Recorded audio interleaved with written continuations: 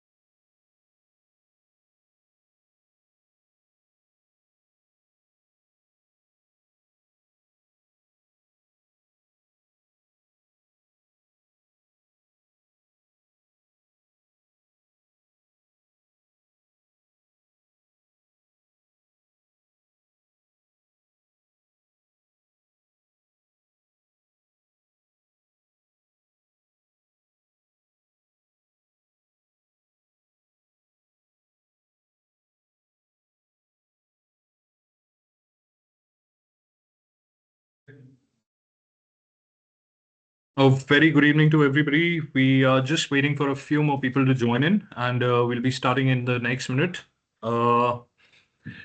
Just to take you through the course of today's webinar, there are some house rules that we put in place. So in the meanwhile, I believe like it's all up on your screens. Just give me a thumbs up if the screen is visible, or if you're experiencing any technical difficulties, just drop us a message in the chat bot. We are here representing ARK and Maxon, and like I said again, we are just waiting for a few more people to join in, and we'll be starting in the next minute.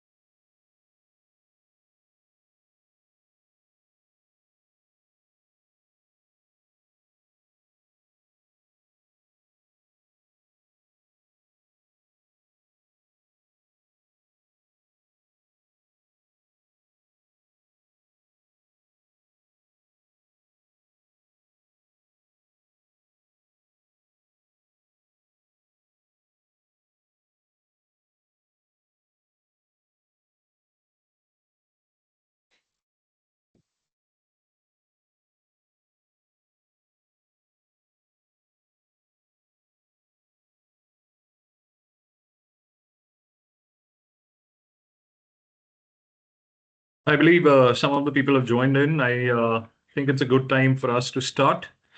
Very warm welcome to everybody for today's webinar. We welcome you. I am Pranav. I work with ARK Info Solutions, and we're the authorized distributors of Maxon here in India.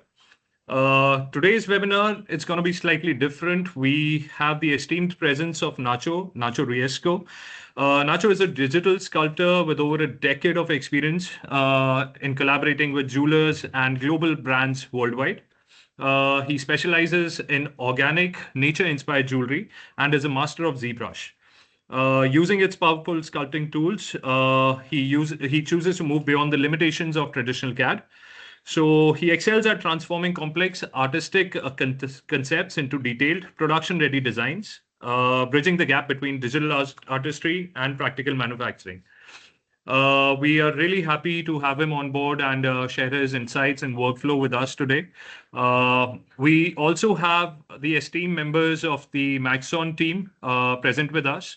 We have Florence Lee, who's the head of channel sales for Maxon, APAC in Japan. We also have ZBrush product manager, Daisuke-san, with us. once the webinar has concluded, if you have any technical queries, Daisuke-san will be kind of taking those queries and diving deeper into the technical discussions for you. So just to kind of take you through the house rules, this is going to be more of an interactive session. As and when Nacho prompts, we will be taking a few questions during the session as well. The session is being recorded. It will be made available to you once it concludes. And like I mentioned, Dasuke-san will be kind of taking the technical queries. At the end of the session, we'll have a form for you to submit to us. And before I hand it over to Nacho, just like would like to introduce everybody here once again for the people joining in. We have Nacho here, who is a digital sculptor and has been gracious enough to kind of take this session for us. We represent ARK Info Solutions and Maxon in collaboration, bringing you this webinar. Yeah, so that's about it. Over to you, Nacho. I'll stop my screen and you can Okay. kind of continue then. Okay, I assume that everybody is hearing me. Is my voice okay? You can listen my voice. So thanks to everybody. So thanks to ARK and Maxim for inviting me to this webinar. So as Pranat already said, so I'm a digital sculptor from Spain. So I will be here talking about how I use ZBrush for producing or for design, and I'm producing jewelry designs. So I will start sharing my screen. So I have a short presentations about when I will show you part of my process, some practical examples. So at any time during my speech, when I am talking, you can, I don't know if everybody can raise their hand and just speak, or they can leave comments on the chat, so they can send comments or questions whenever they want. So during the speech, or you can wait till the end of the presentation where we can be talking about more practical things or practical doubts or questions that you can have during my speech. So I will start sharing my screen. Let me see the full screen. I will first let me change this to here, and let me start. Let me swap this so everybody can see my screen share, right? So are you able to see it? Yes, yes, yeah, okay. Okay, so this is the title of the presentations. You can see it's the Digital Artisan. I think it's a title that I like it. And this is the development of this title, the Sculpting Complex, Manufacturing Ready Jewelry in ZBrush. This is a very important thing for me. The word or the concept manufacturing ready. I will be talking about this during the presentation. So that means that it is not only enough for making very cool or very beautiful visuals on the screen. So during the designing process or during when we are sculpting anything, we should keep in mind that we are going to need to produce or send this object that we are creating on the screen for being manufactured, depending on there are many different manufacturing processes in the jewelry industry, but we should be worried about the manufacturing process during the designing or the creation process. This is one of the things that one of the reasons why I love this, I like this description. This is manufacturing ready. So we are not just creating renders, so we are creating products. So this is going to be a very important thing when we are using a digital tool like ZBrush, or in this case, a digital sculpting tool like ZBrush. Okay. So already Pranav already presented me. So I'm Nacho Riesco. I'm from Spain. I'm a digital sculptor. So here you have on the screen, you can see this is the link to my website. I'm gonna click it now, and also here I have another link. I will share it on the chat to all of you, where you will have access to all of my social media places, where you can visit my website, my ArtStation, my Behance, and many other places.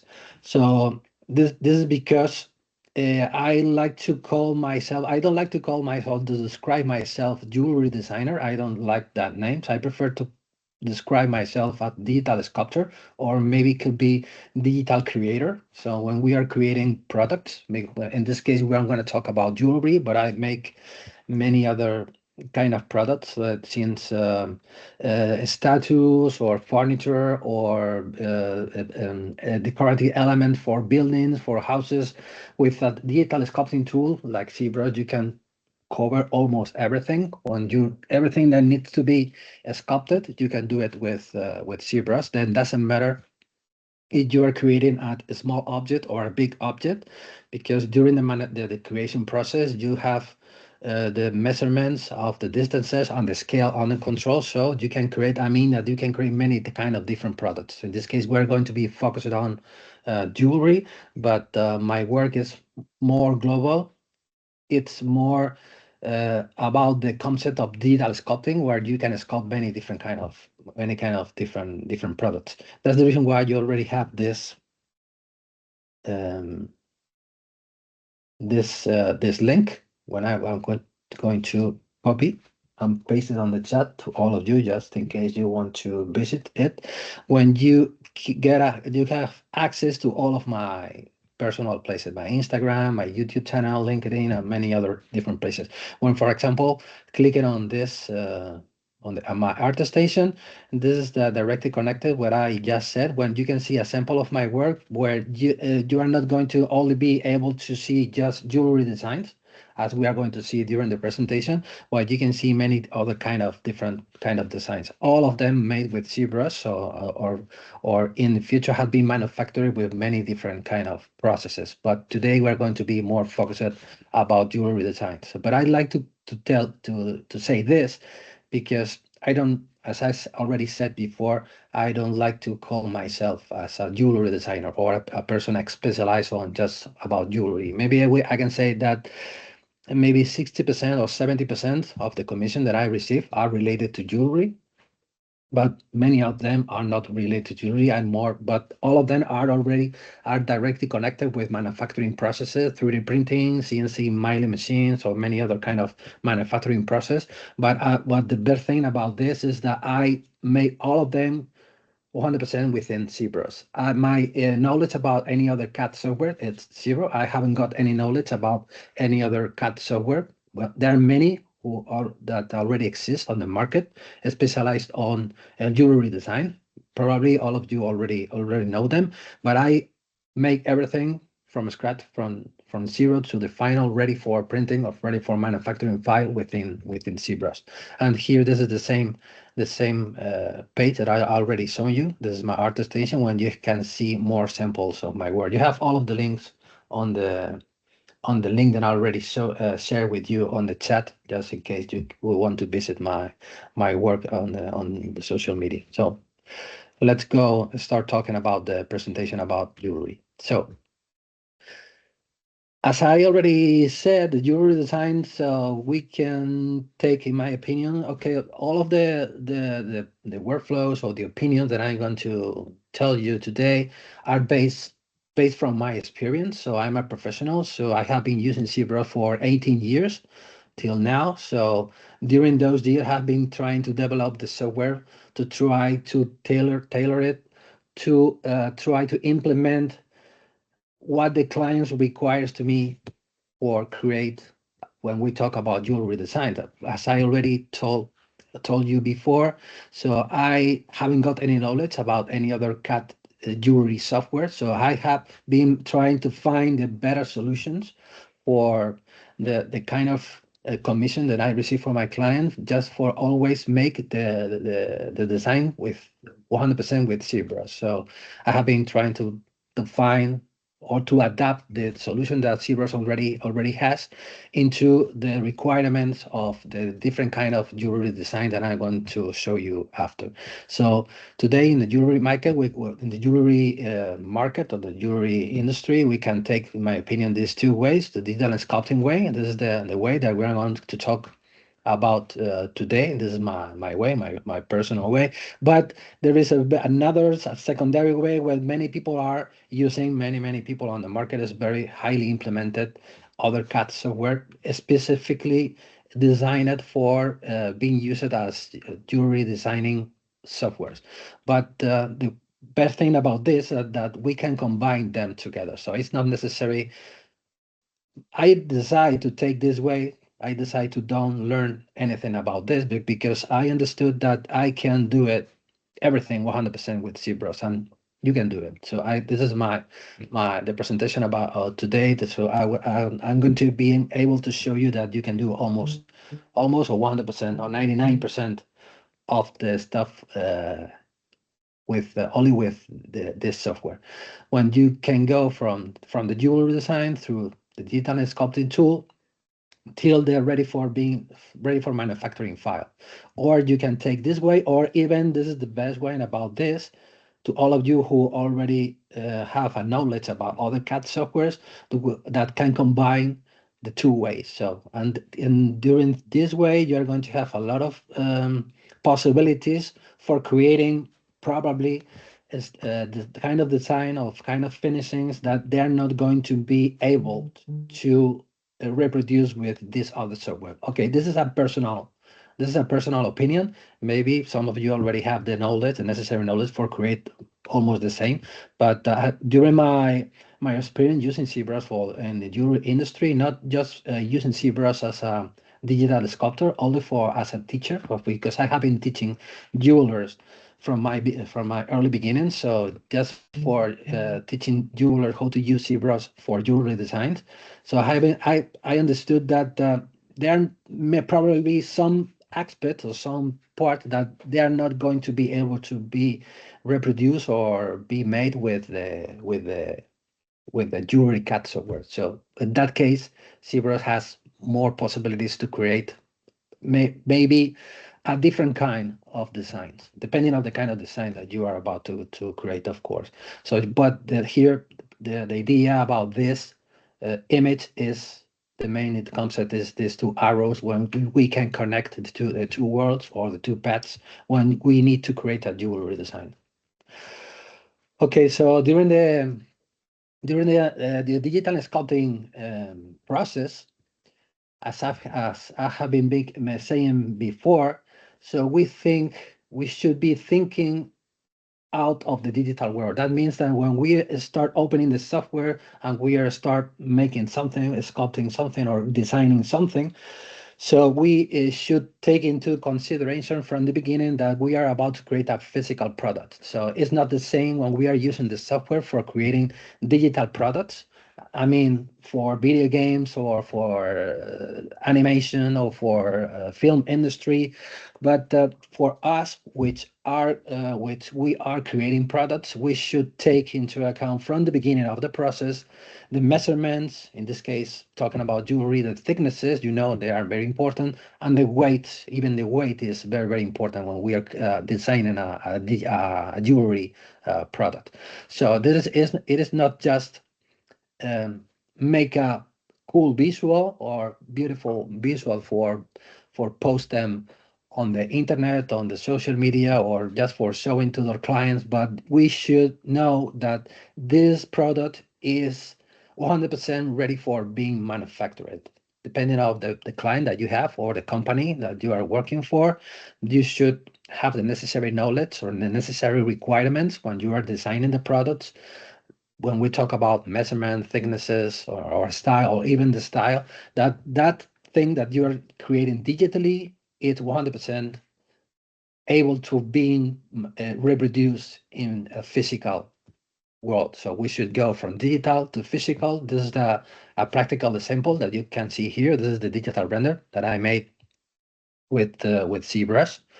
And I have to say that I make the render with another software. I use KeyShot for rendering, but this is just for representing the different kind of metals or stones or whatever. Here you can see the 100% printed. This is with a wax printing, 3D printing. And you already know the jewelry process, the log was casting process. You can go from this printed piece to the metal. This is one represent the 100% polished and finished piece in this case. You have any questions, as I told you? You don't have no. Yeah. This is the combination of both software.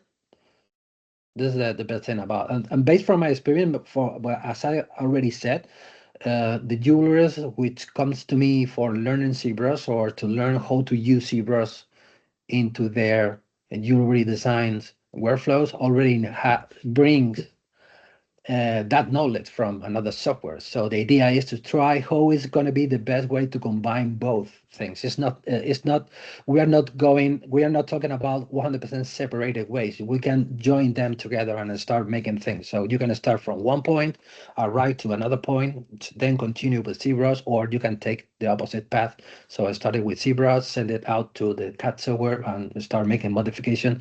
But this is the cool thing about, and I have to say, but because I know that I am a little bit, my experience is a little bit strange, but many people, I can say 99 or 95% of people which work on the jewelry industry already have knowledge about jewelry CAD software. So they can have knowledge about the CAD software and ZBrush. But in my example is 100% ZBrush. I haven't got any knowledge about any other CAD software.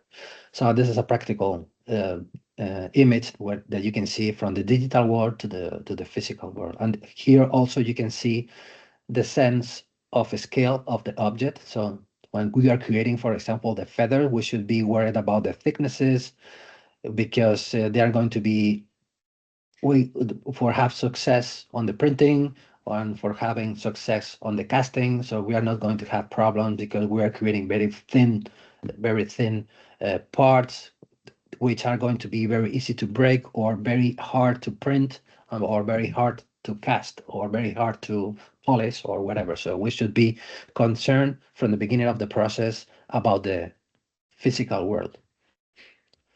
Okay, so when we talk about digital sculpting, the digital sculpting is directly connected with this concept. When we are talking about jewelry, we can be talking about many kind of styles, many kind of markets, objective people, depending on man, woman, and both together, or depending on the kind of more traditional kind of jewelry, wedding bands and stuff like that. So, but when we are talking about digital sculpting, we are talking about sculptors, and we are talking about most of the time about organic jewelry because we can call this concept organic jewelry. It's related to all kind of designs related to nature in terms of animals, flowers, insects, which many curves or unorganic forms are involved in the design. There are many well-known brands which already are famous with about this kind of style, but this is where ZBrush has more power because we are able to create small sculptures with which can be manufactured with precious metals, so they can be converted into jewelry pieces. So I have to say that all of the designs that you are going to see during the presentation have been made during my live streamings with Maxon. If you go to if you are using the link that I just provided, if you go to my YouTube channel, clicking on my YouTube channel, and you go to this list, let me sit to my ZBrush live streams. So here you will have all of them in one place. So you will be able to see the development. For example, let me find one of them. If you're scrolling down, for example, here, this you can see this is the bird, this little bird. When I started just designing this bird from the beginning till the end, so you're going to be able to see the whole process since we start creating the simple base mesh, since developing the design till the final file or the final design. So just in case you are interested on the process, so this here you can see you have the collection of all of them. Okay, let me put this here.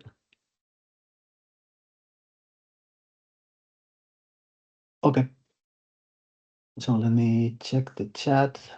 Yeah, there you go. So Daisuke, thank you for sharing this link on the chat. So as you can see here, there are many examples about organic jewelry design. While we have snakes, birds, fishes, and animals, And this is the style that I love to create, and probably is not going to be your style or not, but we should be start thinking about. Excuse me, 1 second.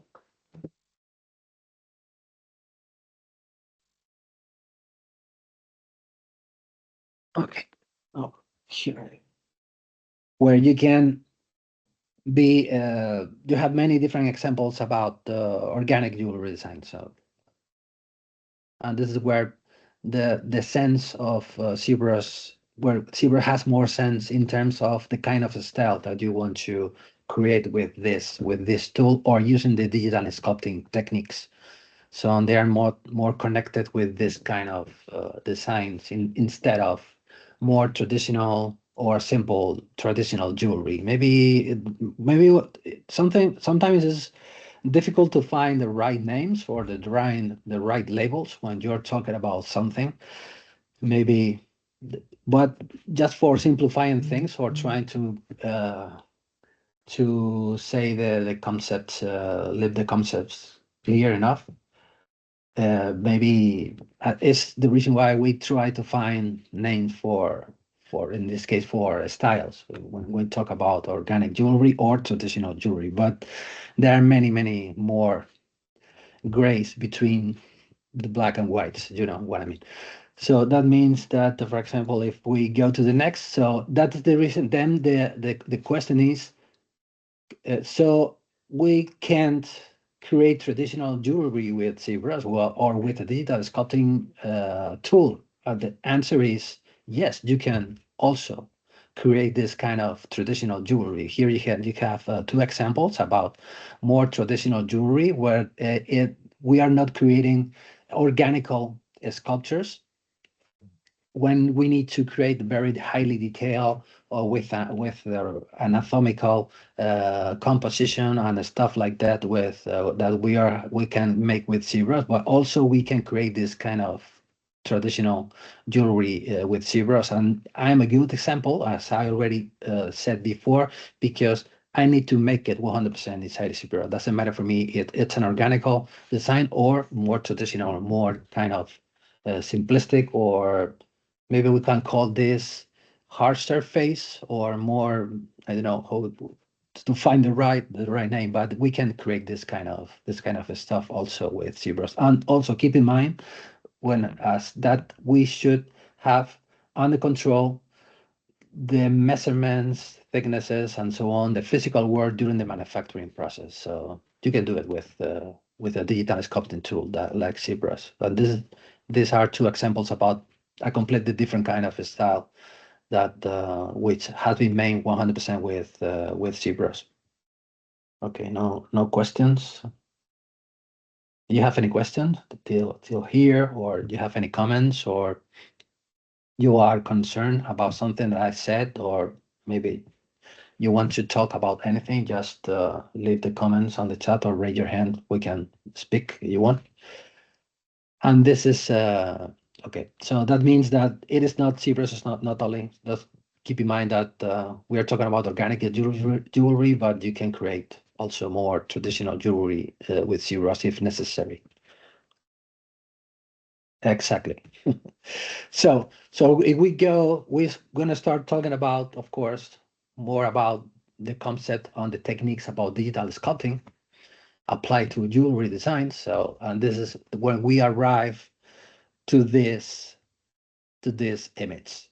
When we are gonna use a techniques or a tool like ZBrush, which, in my opinion, based from my experience working for in the jewelry industry for many years, that it is directly connected with this kind of traditional wax carving processes, very well known on the jewelry industry, maybe time ago. But I know that some brands are still using this technique, which it is directly connected with the organical designs. When we start from a physical block of wax and you're starting carving the wax, still making this kind of more organical or sculptural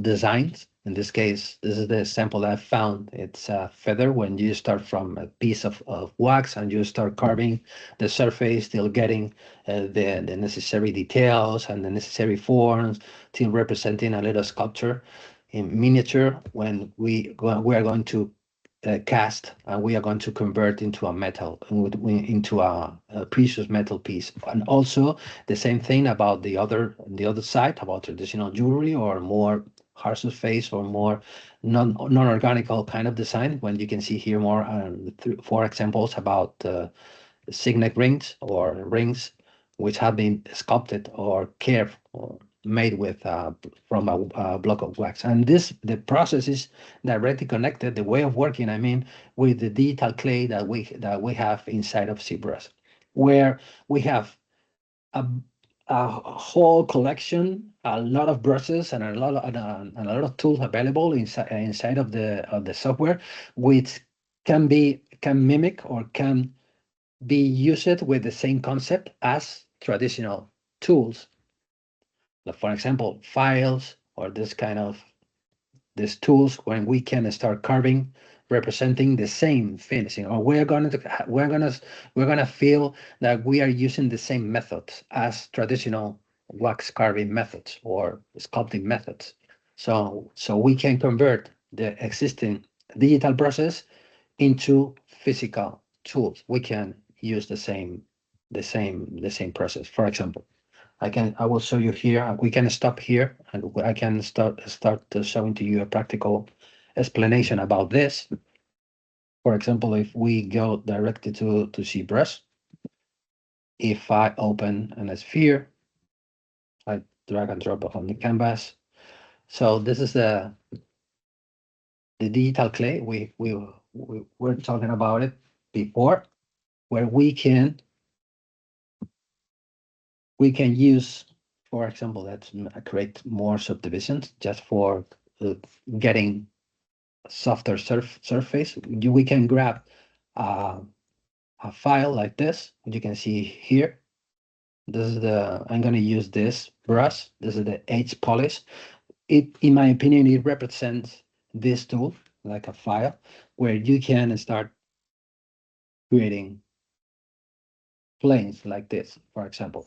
If we go to, let me show you a quick explanation or a practical example about how to create some kind of this kind of ring. For example, this one, it is here in the middle. This is a rounded signet ring with a rounded head on the top. So the way of working is completely different. So probably many of you who are listening now comes from the jewelry industry. I already know it, but I assume that most of you already have knowledge from another CAD software, and already have knowledge about ZBrush, probably. But you know that the way of working when you're using a CAD software or jewelry CAD software compared with ZBrush is completely different. The way of working is completely different. That's the reason why I like to talk about this, because ZBrush or the digital sculpting process is closer to this kind of traditional wax carving methods instead of working directly with the metal. When you are using, maybe we can try to find equivalence between wax carving and working directly with the metal. If we are talking about wax carving, maybe we're talking closer to digital sculpting with about ZBrush, but we are talking more about working with metals, directly with the metal, so extruding the metal, bending the metal, or hitting the metal like this. Maybe we are talking closer to the CAD software. It's my personal. That's the feeling that I have when I have been using both ways of working, or when I listen jewelers which comes to me to learn ZBrush, how they talk about the way they use the CAD software, the digital, I'm sorry, the CAD jewelry softwares. So for example, if I append here on the list a cylinder like this, just a practical example without the measurements, right? Just for showing to you, we can make it bigger, we can make it smaller, whatever you want. And for example, you can start making holes, or is you are familiar when the cats are, we can start making booleans, this kind of name, turning this button on, so we can change the icon, so we can start representing a hole which pass through an object like this. And for example, we can grab the sphere, we can change its position. And the good thing about working digitally is that we can use the symmetries. That means that the action that we are taking in one side, we can mirror it, and on the other side, we can turn on the symmetry in this four point, and from this point, we can start designing our ring or a signet ring, for example, like this, as easy as making something like this. We can make it smaller, this view, we can make it thicker, we can make it thinner, like this, like this. And now we can, for example, we can grab the edge polish. You mean, remember the file? So we can open the bench, we can grab the file, and we can start creating the top of the ring like this. It's like the feeling that we are having the tool, we start filling, we start removing or editing the shape. So this is the shape we have here, more closer with to an oval shape. We can, it's like start grabbing the object with your hands with the move brush, and we can start changing the profile of this. So going from oval to circular, so we can start fitting the position like this, as easy as moving things, the feeling that you are moving with your hands, still getting this kind of result. For example, if we grab again the file, we can start making planes if we want to change the shape of the file. So this is the concept that I have been talking before. So having the feeling that you are making things manually, like working with wax. So you are starting from an object, from a piece of material. So you have on your side a bunch of different tools, in this case a file, so where you can start filling, or you can start removing or sanding the surface till transforming the initial shape. And this is the way of working. So this is the freedom of creation when we are talking about digital sculpting.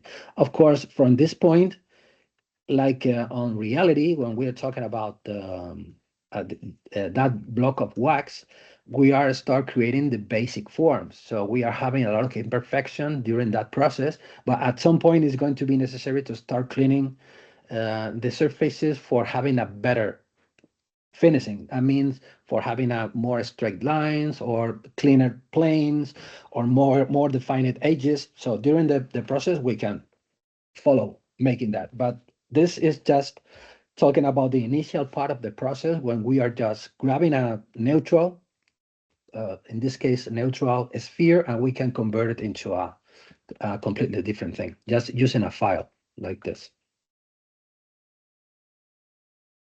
And from this point, you can start doing this. And this is the concept behind the digital clay, or the digital sculpting way of working. So when you are transforming volumes into another volume. So when we are talking about sculpture, so maybe we can talk about two different ways. When you're starting from a block of material and you start carving or removing part of that material to start taking different forms or different shapes, as we already did. So we started from a neutral sphere and start sanding the surface till getting a completely different form. Or, for example, when you are working with clay, you start from a sphere and you start adding material to start pulling out, or to start making an object a little bit bigger or completely different. We can use both ways. But I now, from now, I prefer to stay in the traditional wax carving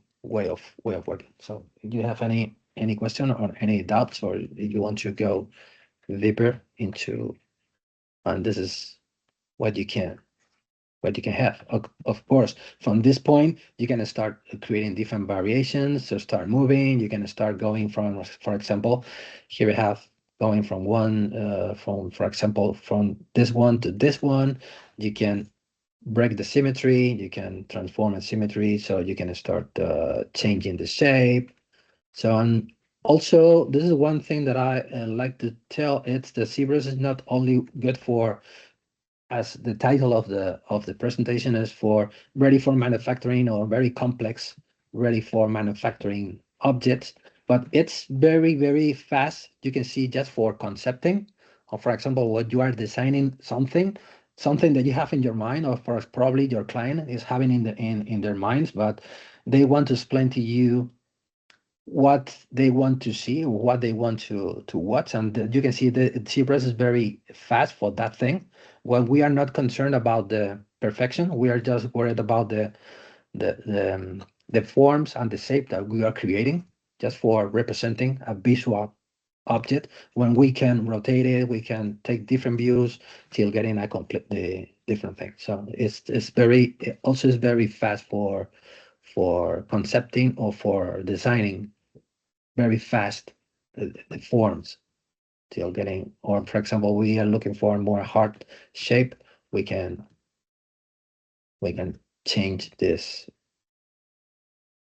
till, for example, till if the client is, well, let's see how it looks like if we are having a hard shape on the top. So it's as easy as making it this. So from this point, we can start, as I already said before, we can start cleaning and refining, adding more details, adding a texture, or adding whatever, or adding stones if necessary. But at this point, this is the concept that I wanted to show you. It's behind the concept behind this kind of wax carving process with digital tool, just with digital tools, digital brushes in this case. Okay. Okay, no comments, no more. If you have any questions, we can stop here. I can read your question or comments if you prefer. If not, we can go ahead and continue with the presentation. Okay, so this is the reason why I use the physical. This is the connection between the physical tools and the digital tools. This is the connection about the digital world with the physical or the traditional way of working. So it is directly connected. So if you already have knowledge about creating things manually, it's going to be easier to translate those skills into the digital world, because you're going to have almost the same feeling working inside of ZBrush. It was my case.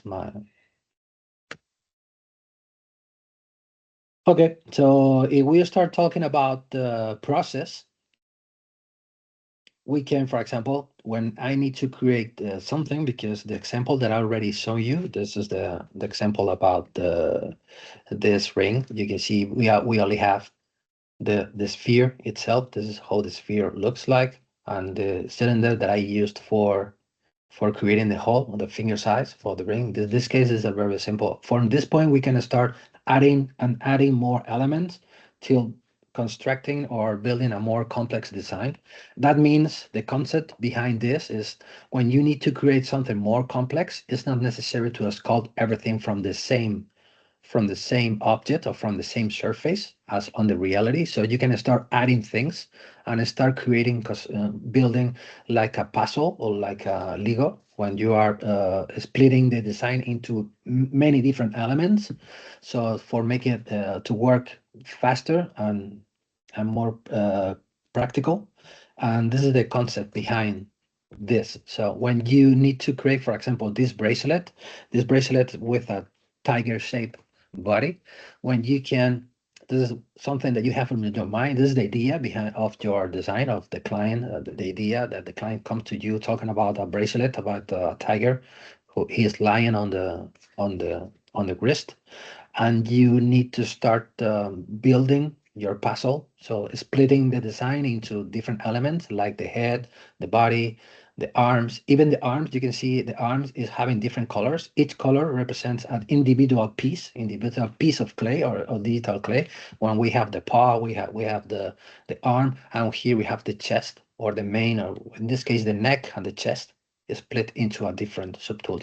You can see here the translation between the different colors and the body of the bracelet itself. So that means that when we need to create more complex forms, in my opinion, the best way of working is to start chopping or start splitting the design into as many parts as possible. So that will allow you more flexibility in terms of changing the size, changing the proportions, make different modification from the same design. When just moving things around, you can make for example, you can change the anatomy of the body. You can make it stronger or thinner. You can change the position of the arms if necessary.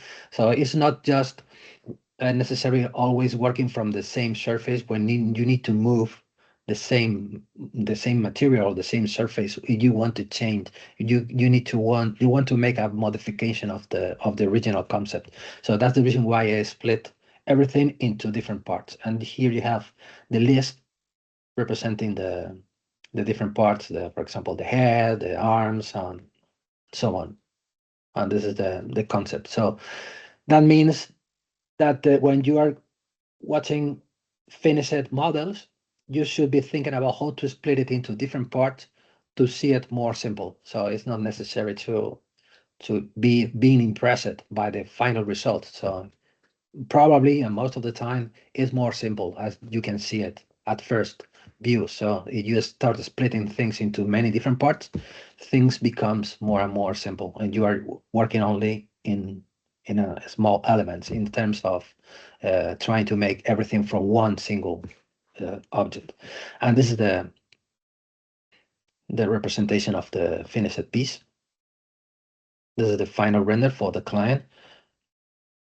And where you can see here, for example, if we go to the beginning, so you can see that this is the rough sketch, something similar that I already did here when everything is not well defined, is irregular, is not perfect, but it represents what we have in mind at the first view, at the first time.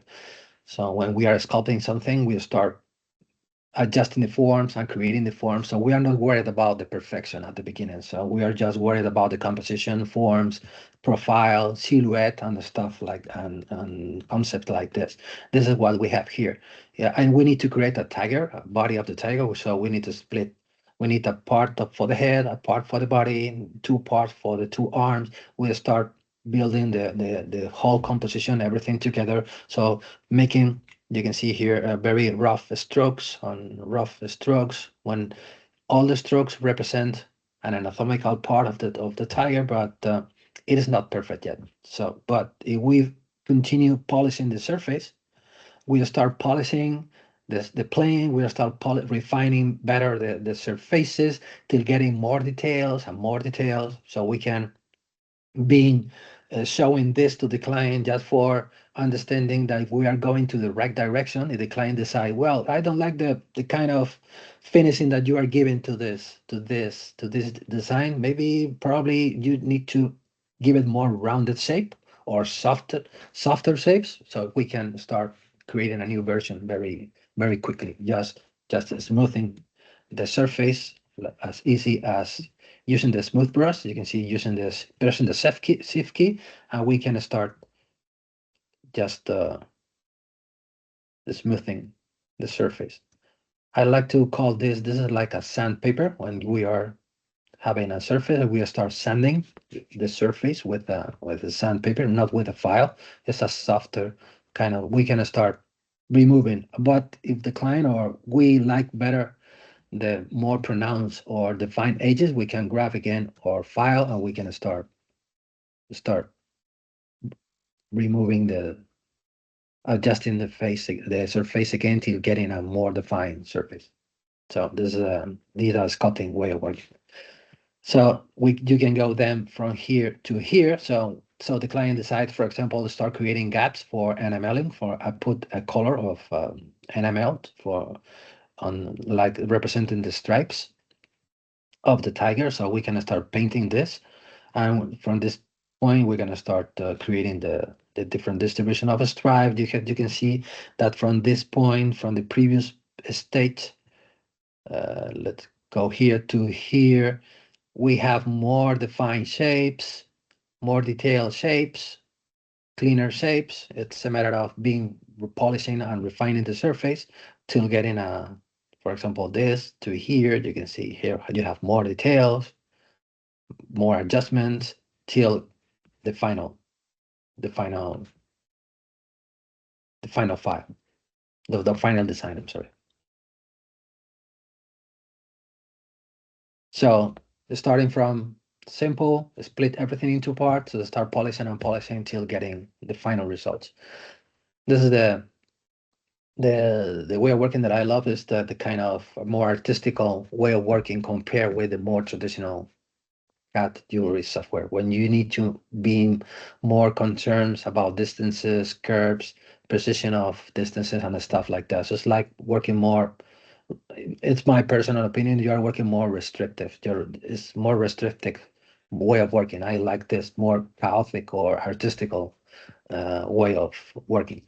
So talking about the same concept, here you have another example about the same concept. When you need to create, this is the final model. When you start simplifying it, you start simplifying the model, so splitting this into different elements.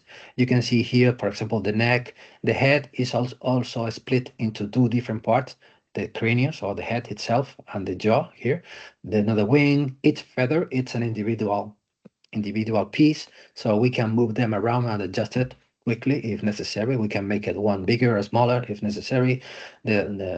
The base of the wing, the scrolls here, and then when you have the whole composition, so then next step to take to start refining, adding, taking one step further. So let's start working on the details, working on the details, working on the details till getting the final piece. So this is the idea behind of my personal way of working of.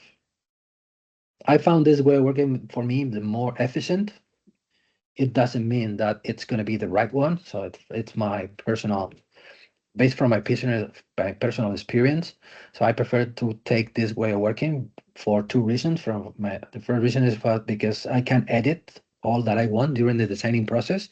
And the second reason is because working for clients is because most of the time, maybe we can say 99% of the time, the client are requesting to you changes or modification or updates from the model. So it's much more easy. It's easier to make modification if you have everything split into different elements, individual elements, where we can adjust or remove things instead of starting over from the beginning for creating a completely new, different object. So this is and this is another example about this fully made with ZBrush. And here I have another example, the same concept here.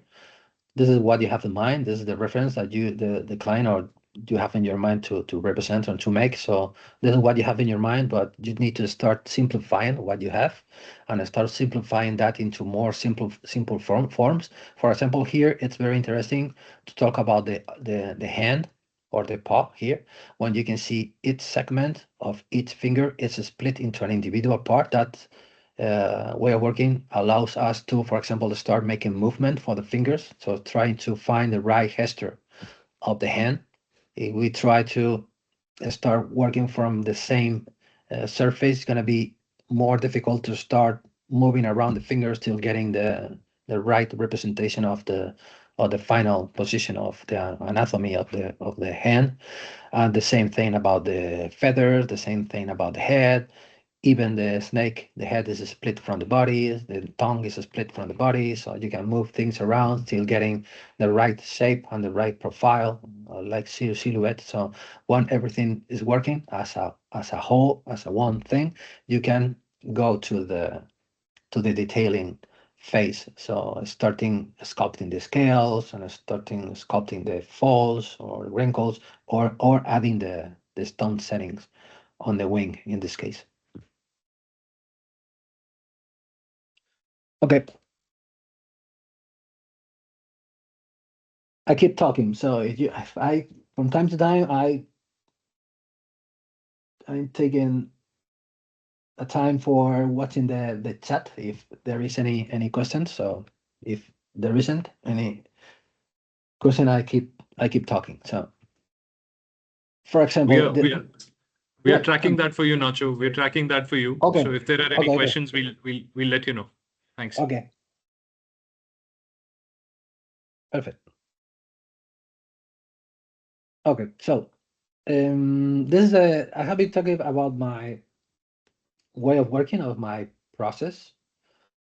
I talking about general concepts, because I'm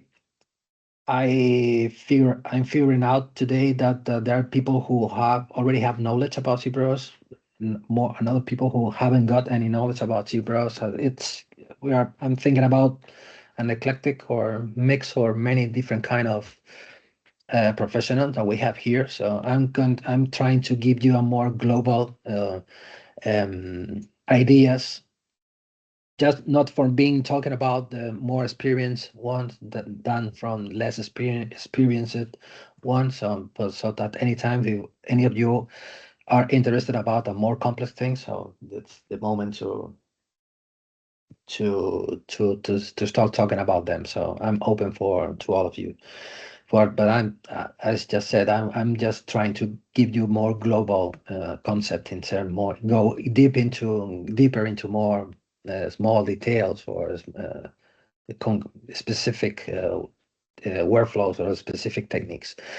Okay, so if we talk about jewelry, based from my experience, I have been working for jewelers for many years. So this is going to be more the aspects, the people who comes to me for learning ZBrush or for who are curious about implementing the digital sculpting into their workflows. And this is my opinion, where we have more, this when we find more success about ZBrush, when we are using ZBrush about this kind of practical examples. For example, for applying textures. For example, ZBrush or a digital sculpting tool is very useful when we're talking about jewelry for creating textures. For creating texture, maybe the concept is a bit different compared with the people who comes from the video games. So when we talk about texture, we are talking about completely different things. So if we are talking about textures in jewelry, we are talking about applying an extrusion on the surface representing not a flat surface. In this case, we can go from a flat surface like this stage of the process till getting the snake's scale, or for example, the texture that we have here inside of the band of the ring. So ZBrush is very good for creating this kind of texture. So talking about the concept, we have started some images before. We can create this base mesh or this simple model with our jewelry CAD software. Then we can export it and we can import it inside of ZBrush, and we can work the texture inside of ZBrush. That means that we can split the process into two different ways. So we can start creating the design or the object with the jewelry CAD software. Then when everything is ready, we can send it out to ZBrush. Inside of ZBrush, we're going to start giving it more organical or manual made feeling. So inside of ZBrush, in this case, the sample about this is the scales, because it has been applied to the body of the snake. More examples. Oops, no, not this one. This one. For example, for creating ornaments or engravements, I know that the engraving way of working is not the same, making it manually than digitally, but we can create something similar, or depending on the kind of job that we want to create. But in this case, this is a good example about creating this kind of ornamental elements. So we can convert this kind of elements into a part of the design of a ring. The design was manufactured and casted, and everything turned out very, very well and very well defined. The same concept as before. During the decoration process and during the designing process, it's very important to have in mind the physical world, measurements, weights, and so on. So, but this is ZBrush is very. You are going to be able to create very complex kind of ornamental stuff inside of ZBrush. And again, we can say that it's the right tool to make this. There's another example. Okay, I already have one comment on the chat. Hey, coming from gaming industry, I use it frequently for characters and hard surface view question for me. Okay, I like to answer questions. Want to understand while working on character, we create jewelry many times, but even with poly groups, it takes quite a bit time to carve them out. Is there anything you can suggest to block out faster? Want to understand while working on character, we create jewelry many times, but even with poly groups, it makes quite a bit time.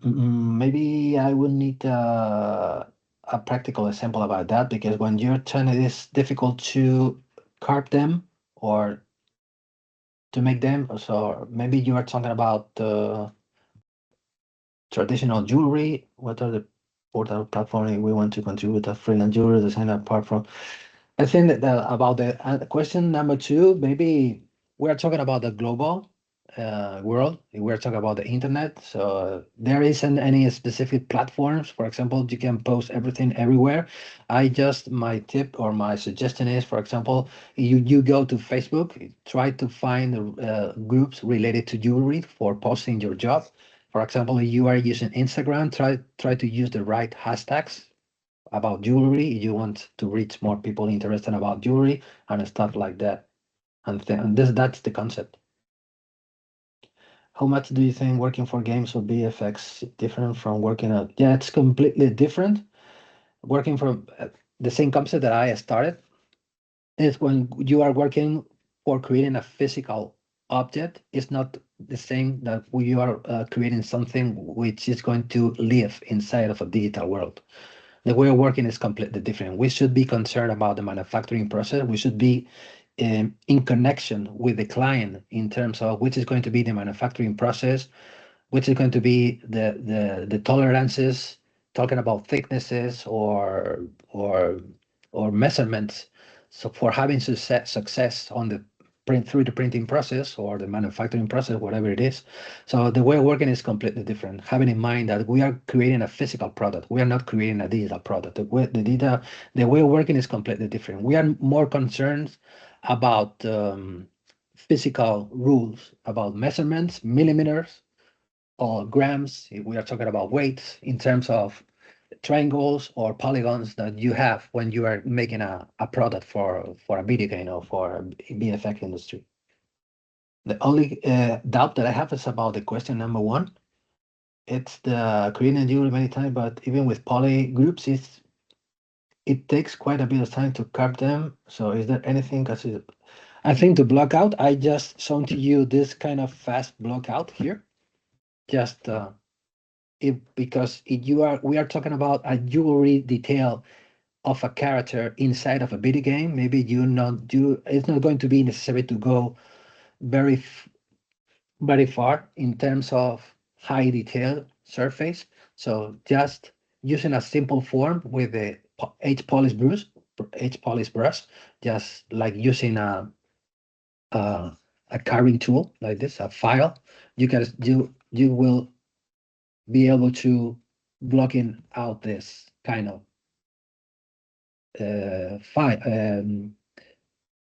ring very fast. And that's it.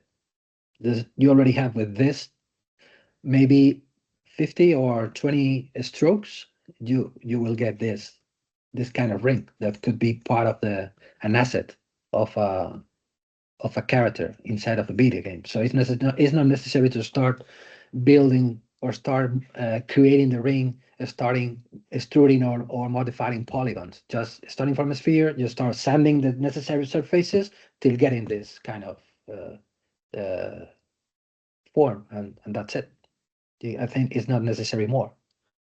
So probably it could be the answer to your question, to the question number one. Yeah, it doesn't do too much today. Yeah, in this case, you can go directly to here. For example, you can subdivide this just for avoiding the faceting from the inside. And when you are, I don't know what to create. For example, you can from this point, you can grab this brush, you can turn the symmetry on and you can start detailing the surface,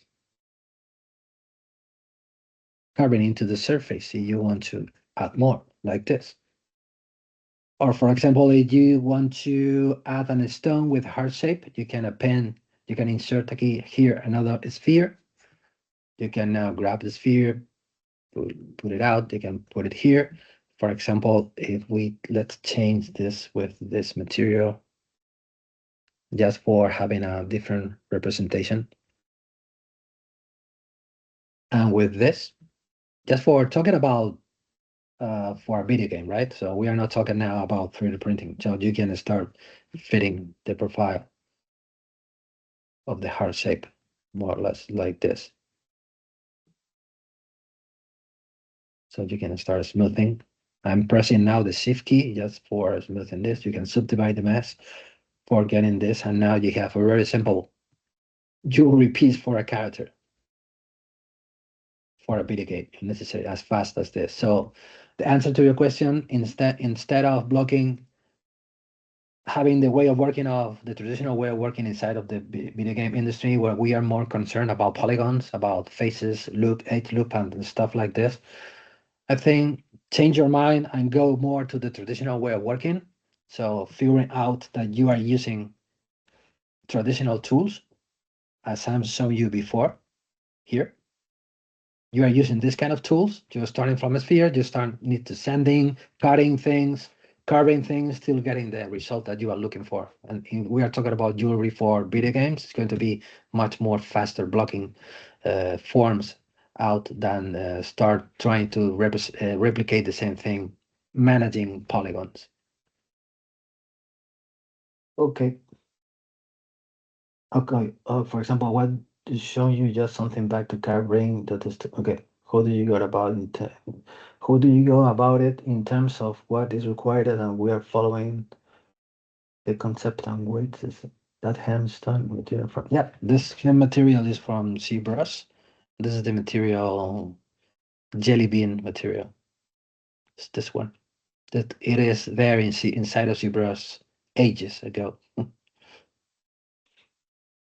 What do you go about it in terms of what is required and we are following? And let me read again. How do you go about it? It is in terms of what is required and we are following the concept.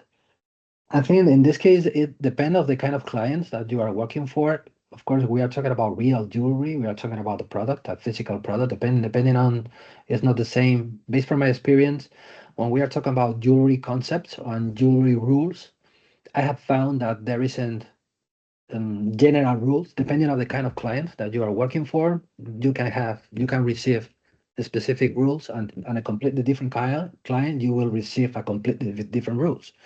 Depending on the kind of metal that you are going to use for the casting, depending the value of the product that you are doing, the rules can change. So there are many different aspects that they should be considered during the designing and the creation process. So everything is based on the client requirements. There's another thing that I like to tell is that the reason why I don't like to call myself the jewelry designer, because I like to call more myself a digital sculptor, because I receive commission from the clients. So I work for my clients. I don't invent and I don't create anything. I just try to replicate what other people are requesting me. And it's hard to tell and to speak about general rules, which always works. If we are talking about jewelry, depending on the kind of brand that you are working for, there are many different kind of factors and many different kind of aspects that you should consider during the creation process. It's hard to answer. And that has been there for a long time. Yeah. Okay. Got it. Perfect. We can follow with the presentation. So we'll just a few minutes for end the presentation. Well, we have been talking about the ornaments. You can see, you can here have a lot of freedom for creating ornaments inside of ZBrush. Stone setting, for example, this is a, we can tell this is a war horse. And we are talking about jewelry. The stone setting, it's a very tricky part of the process. Many softwares have been implementing many different kind of techniques when we are talking about the stone setting. I have been trying to develop my own way of working inside of ZBrush, and it's fully operative. You can see here an example. It's not going to be the same if we are putting the stones just for rendering the product, like we are setting a stone for uh, printing the product or manufacturing the product. We have two ways of working. The objective is placing the stone just for rendering the product, or placing the stone just for because we should be concerned about more things. If that file is going to be manufactured, it's going to be 3D printed or milled or whatever. So the way of working, it's a bit different. But anyway, we should consider measurements, in this case, the stone sizes, the prongs or the little part of the metal which holds the stones in place, the distances between each other, the sizes of each prong, depending on the shape of the stone, depending on the size of the stone, we should change the measurements. I like to be always in contact with the client, so instead of just go directly making things, I prefer to request information from the clients if we are talking about the stone settings, because it's a very critic and very important part into the manufacturing process. If we are talking about the jewelry piece, which are covered with stones, or even only have one, we should be concerned about how to hold the stone, how to put the stone in place, and the safety position, and many other concepts, which I prefer to learn from the jewelers instead of make it by my own criteria. So, and as I already said before, depending on the client that you are working for, you can receive different information. So I prefer to being as more in contact as possible with the clients for receiving as more information as possible. We are talking about the stone setting, because the stone setting, it's and even more pavés. Pavés, when we are talking about this French word, is when we are covering a soft surface with a lot of stones, like this surface. This is what we use this name, pavé. This is a French word. So this is a very critical part of the process when we are talking about jewelry, and I like to try to avoid problems when we talk about measurement and stuff like that, having as more information as possible from the client and from the manufacturer. But because when we talk about jewelry, most of the time the guy who is sending to me the design to create is not going to be the same person who is going to manufacture the the product. So most of the time, each of them is having different answers to different questions. So I think it's a very challenging world, the jewelry industry. But probably this is one of the things that I like the most about jewelry, because it is very challenging to make, because you should be in contact to many different kind of people, because the people who is going to print it, who is going to transform the digital file into a physical object, the guy who is going to be in charge for the casting, the guy who is going to be in charge for the stone setting, the guy who is going to be in charge for the polishing or for the finishing part of the process. Probably it could be a crazy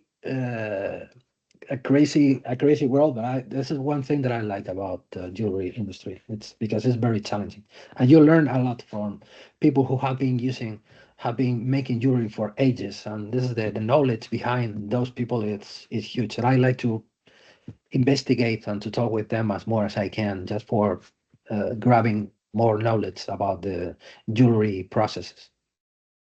So more samples about pavé, about the stone setting, 100% fully made with ZBrush. I only have to say, for example, you can see here that the object, the model, the bird, it's hollow inside. This is another mm, specific part of the process when we are talking about jewelry. Most of the time, the design needs to be hollowed or empty inside, just for saving weight. And this is a process. This is the only process that I don't make within ZBrush. I use an external software just for my personal preferences. I export out the ZBrush from ZBrush to another software, making it hollow, then import it back again to ZBrush, and I start making the necessary work. I continue making the necessary work inside of ZBrush.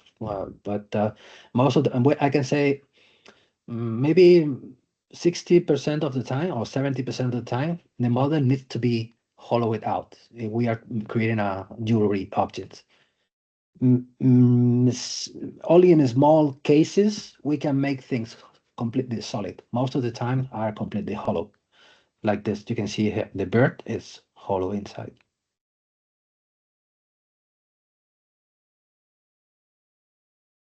Okay, more examples. Here we have pave here, a distribution of stones of the chest of the bird, the wings, here for the wings with different sizes. We are going to be able to set the necessary stone measurements. For example, the client are requesting to us, you need to cover this surface with as more stones as necessary for creating a pavette. It's out of your criteria for making the distribution to make it as more beautiful as possible, or as more uniform or visually uh, better. And the stone sizes that you have available inside of ZBrush are 1 millimeter, for example, 1 millimeter, 0.8 millimeter, 1.2 millimeter, and you can have those measurements under control inside of ZBrush for making the necessary spaces for each stone. And so no problems about that when you are using ZBrush for jewelry design.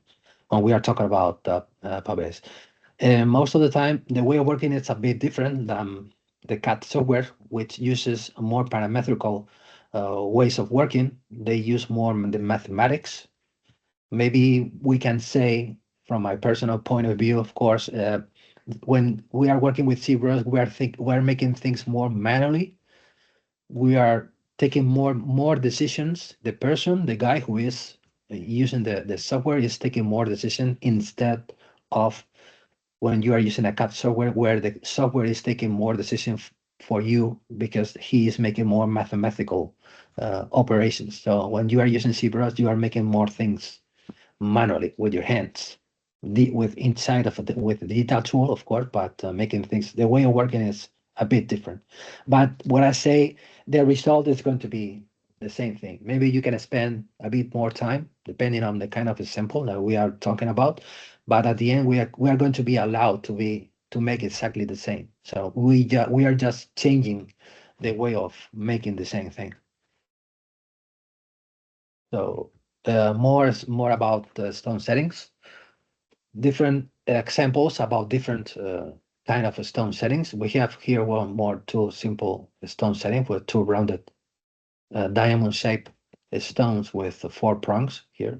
You can see that here the stone is retained or held by 4 prongs. We call this little piece of metal prongs in jewelry. You have 1, 2, 3, 4 prongs, and here we have a pavé with grains. Here we have what we used to call this little dots, or this little dot balls or little prongs like grains, which uh, they retain the stones in place.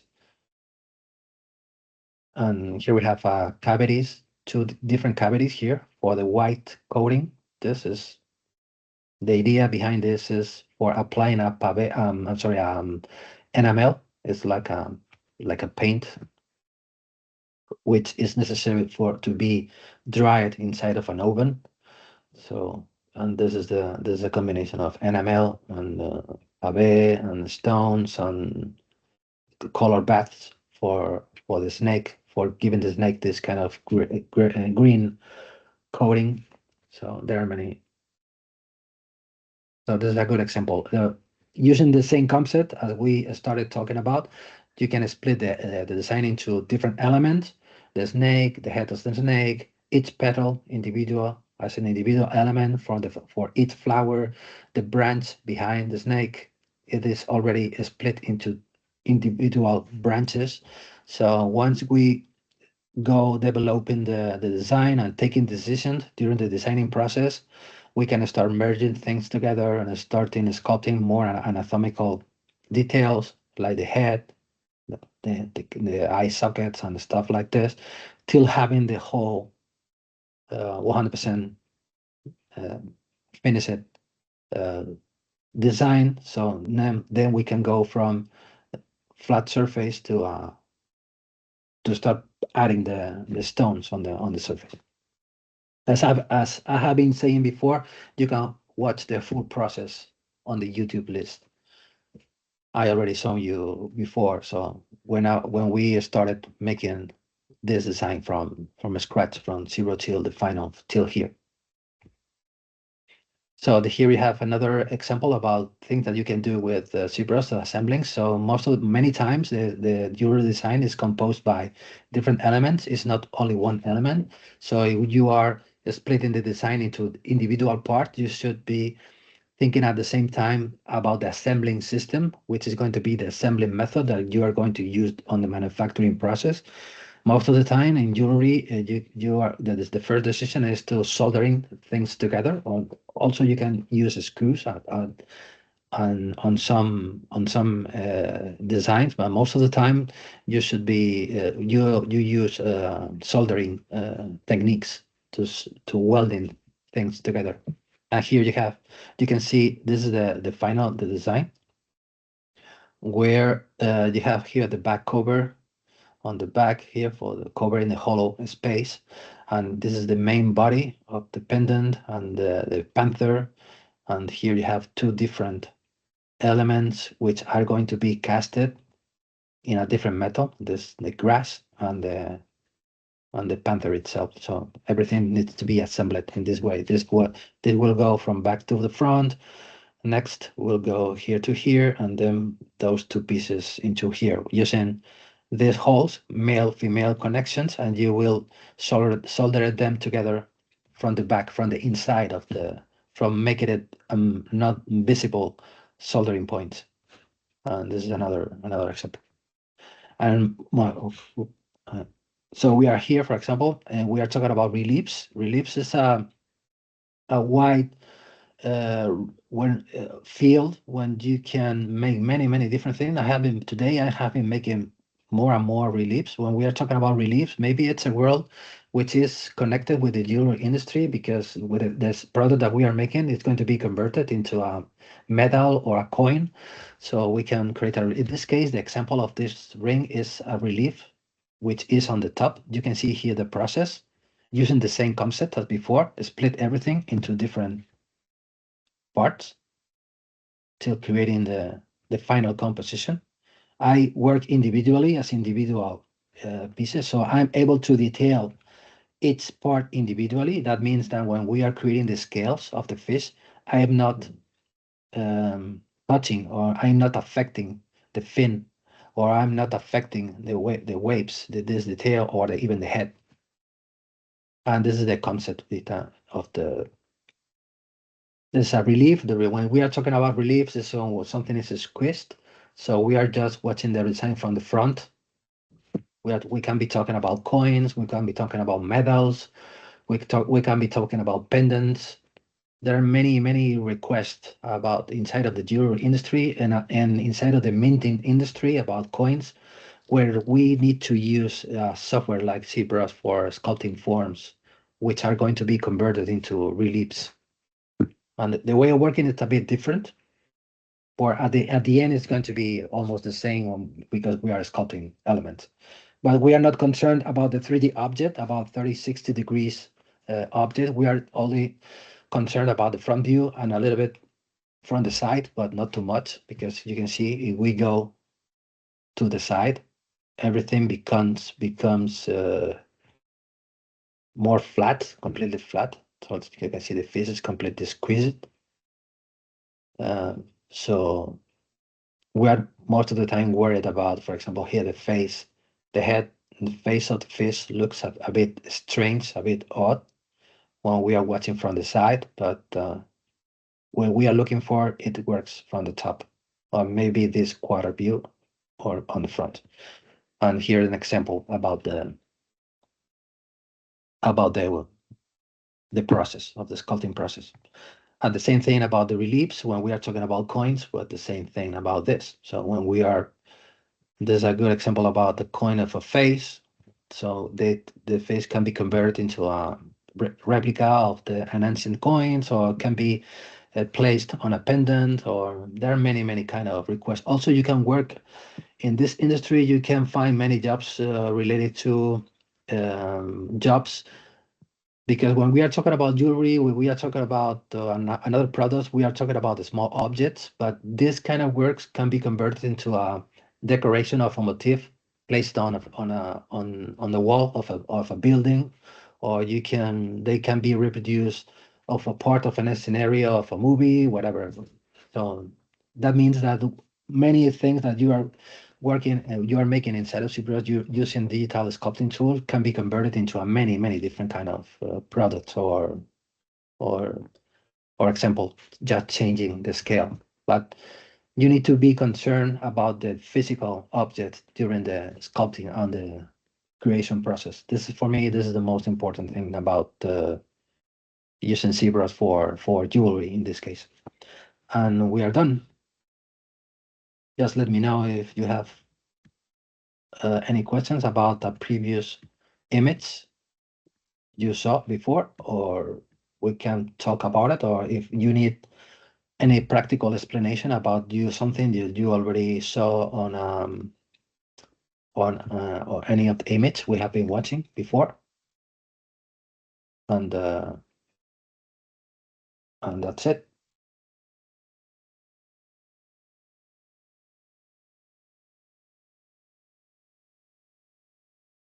I hope Nacho? have been interesting for you. Nacho, so there's one Yeah. question in the Q&A Okay. section. So if you go switch to that tab, and there's a question about accurate sizes. Okay. I did cover the technical aspect, but you can talk on your Okay. experience. Okay. Okay. The accuracy, it's very important if we're talking about jewelry. Based from my experience, the accuracy, it's directly connected with the kind of metal that you are going to use on the manufacturing process. So then the necessary accuracy is not going to be the same if you are going to cast something in silver that if you are going to cast something in gold. So maybe you should be more worried about the accuracy. We are talking about gold, that we are talking about silver, depending on the kind of product. And the product most of the time relates on the brand. Many brands are making just high jewelry finished products with 100% gold on pure gold or 80 karat gold, very expensive material.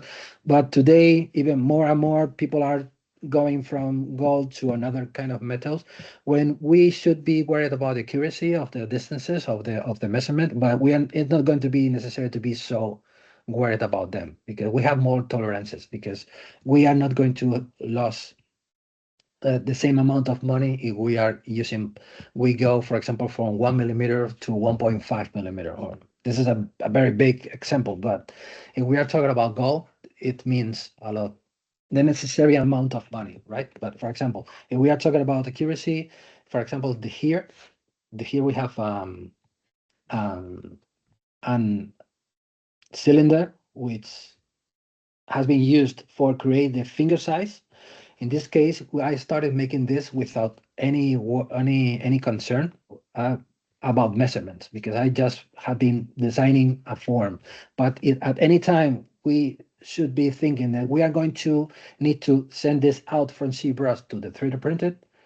For example, we need to take the decision how big is going to be this ring, and the necessary measurement that we need, we are talking about rings, is the finger size. If, for example, selecting the subtool here, going to this plugin that we have many time ago inside of ZBrush, this is the scale master. We need to tell the ZBrush which unit we are about to use. We are going to use. In this case, you can use millimeters, centimeters, inches, and feet. So has more sense to start working in millimeters. And this is the current measurements that we have for the cylinder. That means that the cylinder we are talking about, let me go for the history, like here, when we are watching more hard edges. This is, here we have 1.176, 1.17675 or 76 millimeter in diameter. This is the distance of the finger size. Of course, hasn't too much sense. For example, you can take a measurement of your finger, or you can receive the measurement from your client. For example, a more or less general finger size for a man. So you decide go from this measurement to 19 millimeter, just taping the new value here on the x-axis. as we are having this button active, that means that anytime that we change one axis, the other tool will be updated according to the modification. So 19. So that means that we change 19 here and press the enter. Select here the measurement 19. And now we have 19 millimeters by 19 millimeters. Of course, this distance top to bottom is going to be the same distance like left to right. And this is the distance we have. This is the length of the cylinder. So and this is another important button that we have now active. You can see we can turn it on and turn it off. Now, if we leave it on, that means that if we change the measurement of the finger size, all of the subtool will be updated accordingly with the new measurement. So if we tell to ZBrush, we are looking for a ring of 19 millimeter finger size, change, update the proportion of all of the other subtool according to this new finger size. So let's resize subtool.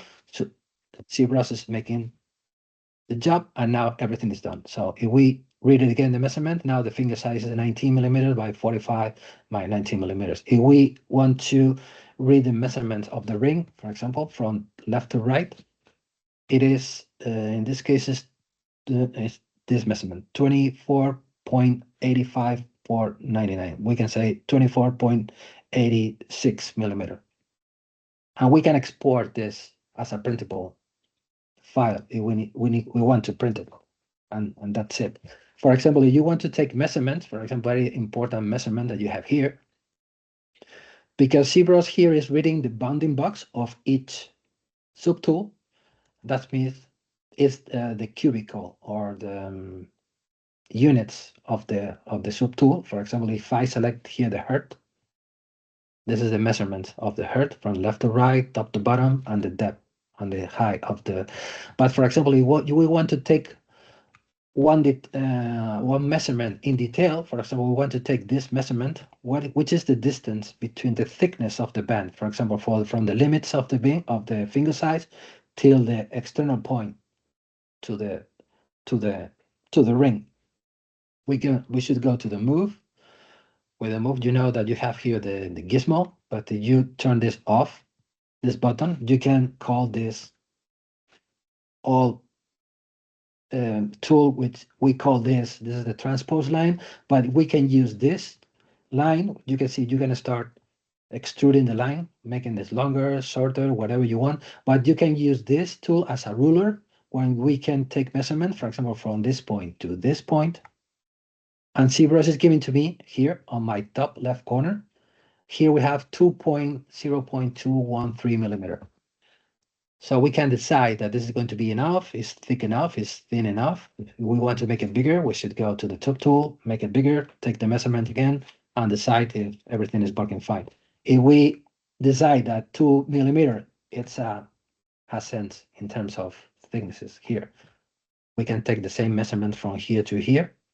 We are having the same 2 millimeter, 2.1. If we are watching here from this view, we can see a uniform distance all over this perimeter compared with the finger size.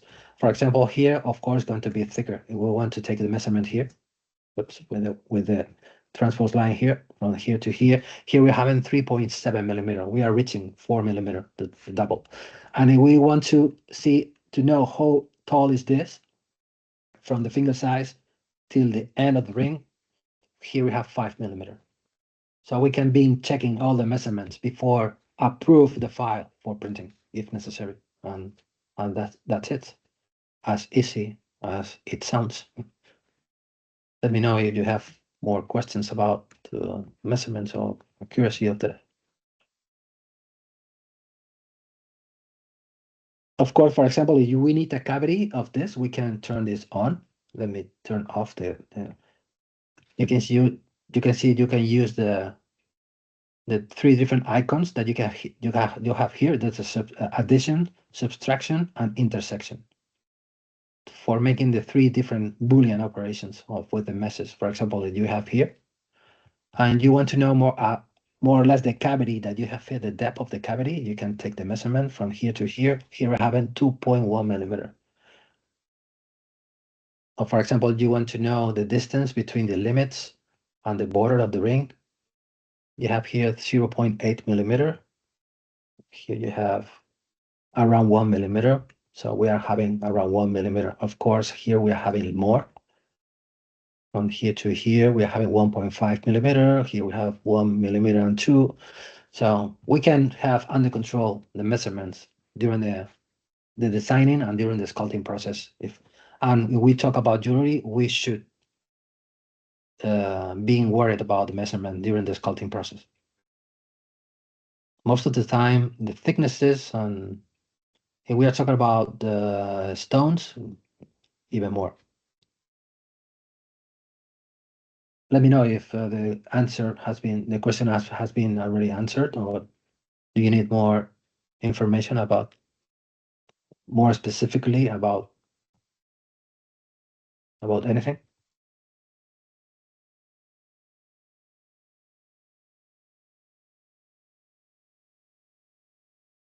I know, for example, the people who comes from the CAD softwares, they are much more concerned about measurements, about accuracy, than people who works more on the artistical part of the business. I think we are more concerned about proportions instead of 0.1, 0.33 millimeter, 0.0. We are not concerned about that. We are more concerned about design, more and more another kind of feelings.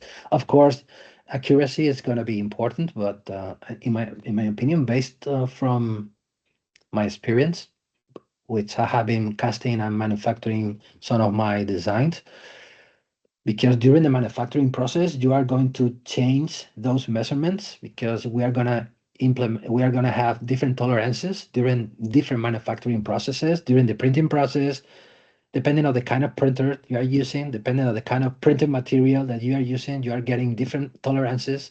Maybe the piece could be shrink or can grow depending on the kind of printer you are using, depending on the casting process that you are using, depending on many kind of aspects that you are going to use till the final product. So the conclusion is we should be concerned about measurements of accuracy in the jewelry when we are trying to create a jewelry product, but we should be flexible, or we should consider many different aspects on the manufacturing process. So, at the end, is not going to be so important. Of course, for example, if we want to put a 1 millimeter stone here or 3 millimeter stone, we should know if the printer is going to shrink the piece or not, because if we create a 100% 3 millimeter stone, and after printing, the measurement is going to be 2.7 millimeters, about the shrinking you can have during the printing process or during the casting process, then you are going to have problems to set that 3 millimeter stone into that space. But we should ask about that before take the final decision about the measurement. But it's a matter of experience, about trial and error, till collecting the necessary knowledge about the accuracy that you need for your jewelry piece.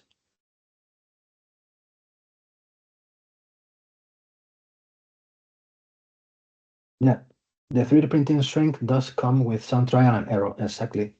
And because we should consider the shrinking on the 3D printing, and we should consider the accuracy of the 3D printing, and we should consider the shrinking on the casting process.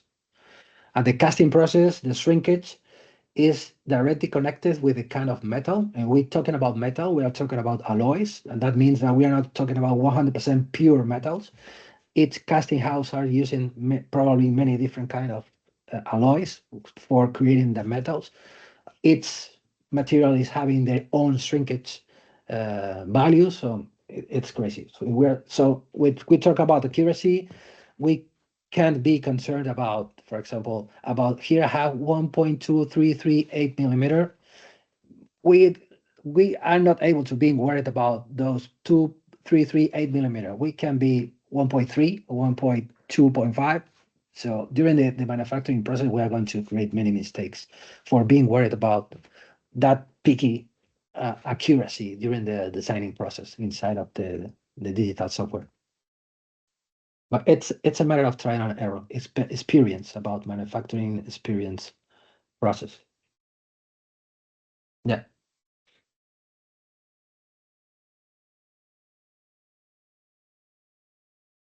Yeah, exactly. This is everything relates on, as Daisuke already said on the chat, everything it's relates on the experience about the experience from the different companies, from the different clients.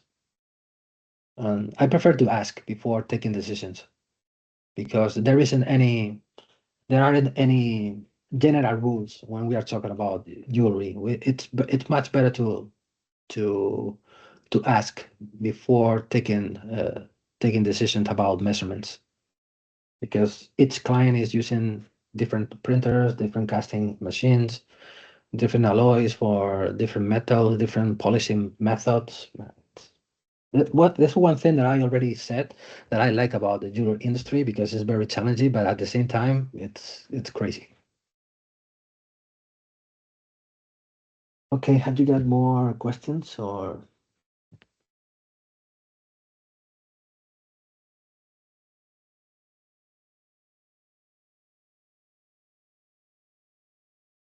So everybody, the floor is open if you have any questions for Nacho. Kindly share your queries with us.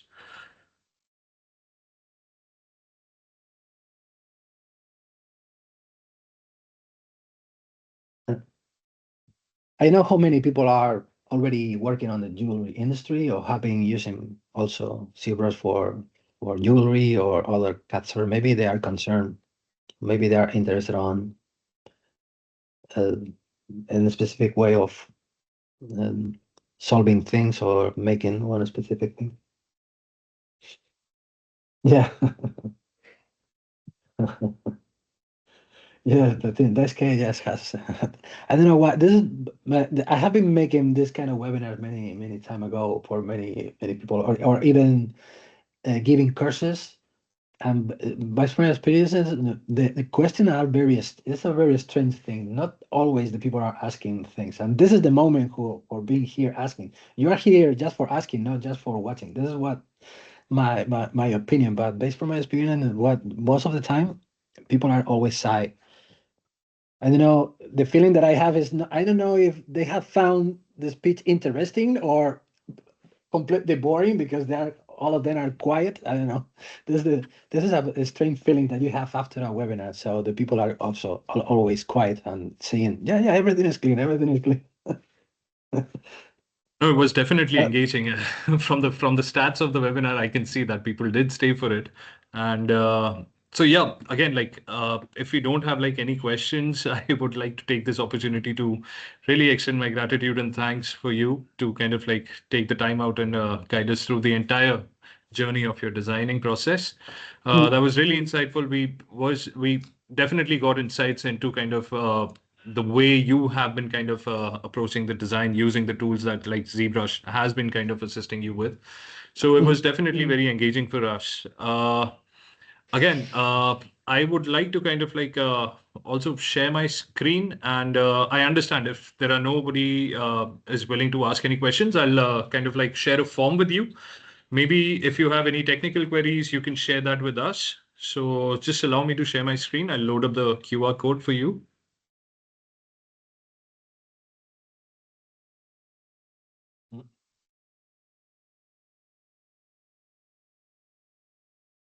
So as we mentioned, we have Daisuke-san with us, who's been kind of like running. He's been the point guy on the chatbots for us. He's been kind of answering queries and taking notes of like the conversations that have been driving parallelly with Nacho's session. So if there are any technical queries, feel free to reach out to us. I am sharing a QR code on the screen right now. And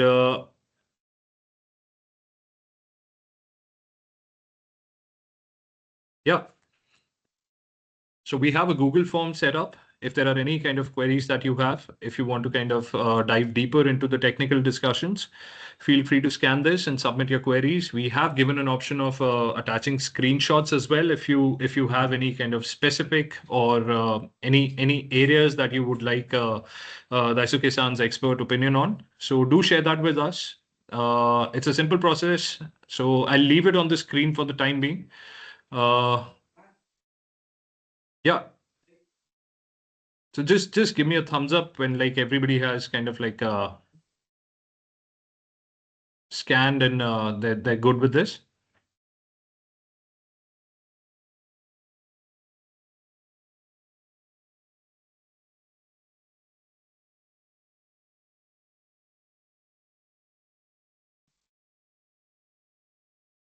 Also, I would like to remind that this session is being recorded and will be made available shortly. And do check your inboxes. We will be sharing the link with all the attendees today. And so yeah, once again, I would like to thank Nacho for taking the time out. Nacho, thank you. Thank you. It was a great session. And I would also like to thank the Maxon team. Any parting words from the Maxon team? Florence, would you like to say anything? Hi, I didn't realize that my mic is turned on. Thanks, Pranav. Thank you so much, Nacho, for spending this two hours almost, right? And I believe I've posted on the chat just now. What hits me most is most of the time when we think about designing, we think about visualization, we think about nice, beautiful output. But for jewelry designing, what Nacho says is so relevant. He starts by thinking about how it can be manufactured. The challenges, the production challenges is always in his mind about what material this design, this piece will be made of. And he designs according with that in mind. I have to say that I didn't think about it from the from selling, from ZBrush point of view, but this registers a lot. I want to thank everybody for staying through. We have very interested parties, obviously, with 20 people who've stayed through the entire time, which means they are enjoying the session. And Nacho, don't take it negatively that there are no questions or there are very few questions, because this is very Asian style. We like to learn from the master, and then after the fact, then we ask each other, we should have asked this question, we should have asked that question. So if you have that thought, please always go to Pranav will help you send the questions to either Nacho or Daisuke, and we'll come back to you. Yeah, I didn't take it that way, so it's so normal. Things are always happens, but Okay. the strange things about the webinars is like you're alone at home talking to someone who you don't know who is there listening to you, or he is sleeping or doing whatever they are doing. But this is the strange feeling that you have all over the webinar that I have been making during the time. But it's not a critical, or negative thoughts that I have. This just for this the normal way of these things happens. Thank you. Okay. Perfect. All thank right. you. Right. So that's a wrap, everybody. And I would like to again say out my thanks to the Maxon team, thanks to Nacho, thanks to Florence and Daisuke-san for kind of having this webinar with us. We definitely will be kind of planning something of similar sorts in the future. And yeah, stay tuned. Okay, perfect. Perfect. Bye. Thank you. All right. Bye-bye. Have a good evening. Bye. Good evening. Bye. Bye. Thank you.